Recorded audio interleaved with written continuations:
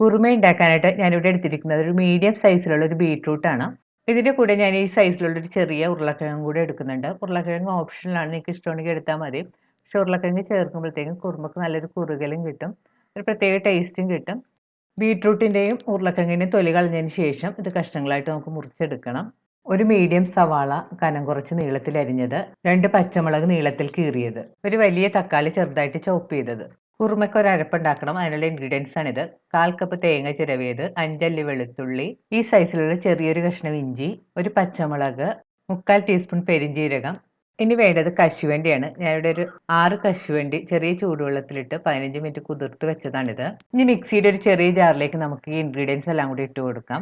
ഇതിലേക്ക് കുതിർത്ത് വെച്ചിരിക്കുന്ന കശുവിൻ്റെ വെള്ളത്തോടുകൂടി തന്നെ ഇട്ട് കൊടുക്കാം. പച്ചമുളകും ഇഞ്ചിയെല്ലാം നമുക്കൊന്ന് ചെറുതായിട്ട് കട്ട് ചെയ്തിട്ട് ഇട്ട് കൊടുക്കാം. അപ്പോൾ പെട്ടെന്ന് അരഞ്ഞ് കിട്ടും. ഇതിലേക്ക് അരക്കാൻ പാകത്തിനുള്ള വെള്ളവും കൂടി ഒഴിച്ച് മിക്സി മൂടി നല്ല ഫൈൻ പേസ്റ്റ് ആയിട്ടൊന്ന് അരച്ചെടുക്കണം. ഇപ്പോൾ തേങ്ങ ഈ കാണുന്ന പോലെ നന്നായിട്ട് അരച്ചെടുത്തിട്ടുണ്ട്. ഇനി നമുക്ക് മാറ്റി വെക്കാം. ബീട്രൂട്ട് തൊലി കളഞ്ഞെടുത്തതിന് ശേഷം ഈ സൈസിലുള്ള ചെറിയ കഷ്ണങ്ങളായിട്ട് ഞാനിവിടെ മുറിച്ച് വെച്ചിട്ടുണ്ട്. അതുപോലെ തന്നെ ഉരുളക്കിഴങ്ങ് ഇതുപോലുള്ള കഷ്ണങ്ങളായിട്ട് മുറിച്ച് വെച്ചിട്ടുണ്ട്. ഇനി നമുക്ക് കുറുമ ഉണ്ടാക്കാൻ തുടങ്ങാം.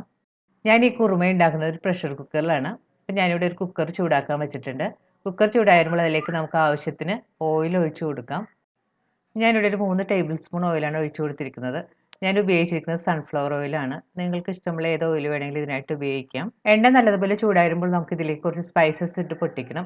അതിനായിട്ട് ഞാനിവിടെ എടുത്തിരിക്കുന്ന ഒരു ബേ ലീവ്സ്, 3 ഗ്രാമ്പ്, 2 ഏലക്ക, ഒരു ചെറിയ കഷ്ണം പട്ട, 1/2 ടീസ്പൂൺ വലിയ ജീരകം. ഇത് നമുക്ക് ഈ എണ്ണയിലേക്ക് ഇട്ട് കൊടുക്കാം. സ്പൈസസ് ഒക്കെ ഒന്ന് പൊട്ടി വരുമ്പോൾ ഇതിലേക്ക് നമുക്ക് കുറച്ച് കറിവേപ്പില ഇട്ട് കൊടുക്കാം. ഇനി ഇതിലേക്ക് കട്ട് ചെയ്ത് വെച്ചിരിക്കുന്ന പച്ചമുളകും സവാളയും കൂടി ചേർത്ത് നന്നായിട്ട് വഴറ്റണം.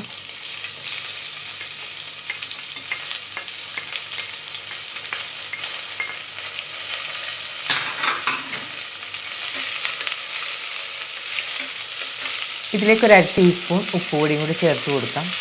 സവാള പെട്ടെന്നൊന്ന് വഴന്ന് കിട്ടും.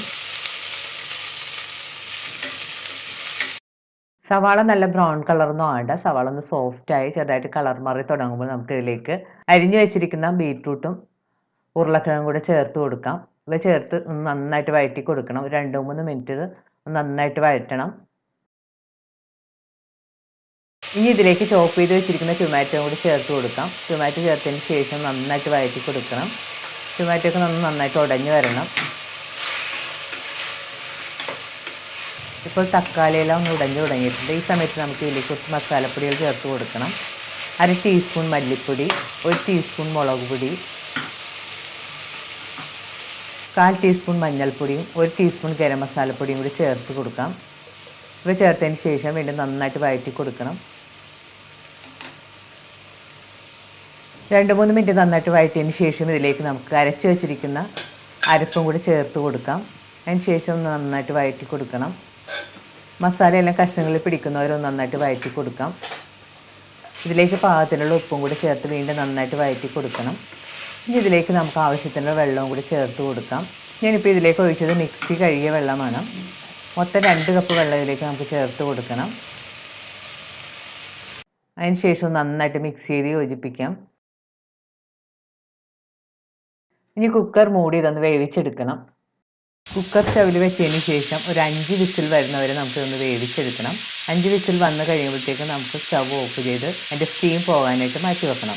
ഇപ്പോൾ സ്റ്റവ് ഓഫ് ചെയ്തിട്ടിട്ട് കുക്കറിൻ്റെ സ്റ്റീമെല്ലാം പോയിട്ടുണ്ട്. ഇനി നമുക്കൊന്ന് തുറന്ന് നോക്കാം.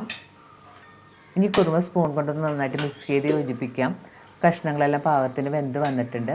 ഗ്രേവി കൂടുതലാണെന്ന് തോന്നുകയാണെങ്കിൽ നമുക്ക് സ്റ്റവ് ഓൺ ചെയ്തതിന് ശേഷം 2-3 മിനിറ്റും കൂടി സ്റ്റവിൽ വെച്ചൊന്ന് തിളപ്പിച്ചാൽ മതി. കുറച്ച് സമയം ഇരിക്കുമ്പോഴത്തേക്കും കുറുമ കുറച്ചും കൂടി കുറുകി വരും. ടേസ്റ്റ് ചെയ്ത് നോക്കിയിട്ട് പാകത്തിനുള്ള ഉപ്പെല്ലാം നമുക്ക് ചേർത്ത് കൊടുക്കാം. നമുക്ക് കുറുമ കൂടുതൽ തിക്കായിട്ട് വേണമെന്നുണ്ടെങ്കിൽ കുറച്ച് നേരം സ്റ്റവിൽ വെച്ചൊന്ന് തിളപ്പിച്ചെടുത്താൽ മതി. ഇതിപ്പോൾ കറക്റ്റ് കുറുകിയ പാകമാണ്. അതുകൊണ്ട് ഞാൻ ഈ സ്റ്റവിലൊന്നും വെച്ച് തിളപ്പിക്കുന്നില്ല. അവസാനം നമുക്ക് റെഡിയാക്കി വെച്ചിരിക്കുന്ന കുറുമയുടെ പുറത്തേക്ക് അരിഞ്ഞു വെച്ചിരിക്കുന്ന കുറച്ച് മല്ലിയിലയും കൂടി ഇട്ട് ഗാർണിഷ് ചെയ്യാം. അതിനുശേഷം നന്നായിട്ട് മിക്സ് ചെയ്ത് യോജിപ്പിക്കണം. ഇപ്പോൾ വളരെ ഹെൽത്തിയും നല്ല ടേസ്റ്റിയുമായ നമ്മുടെ ബീട്രൂട്ട് കുറുമ റെഡി ആയിട്ടുണ്ട്.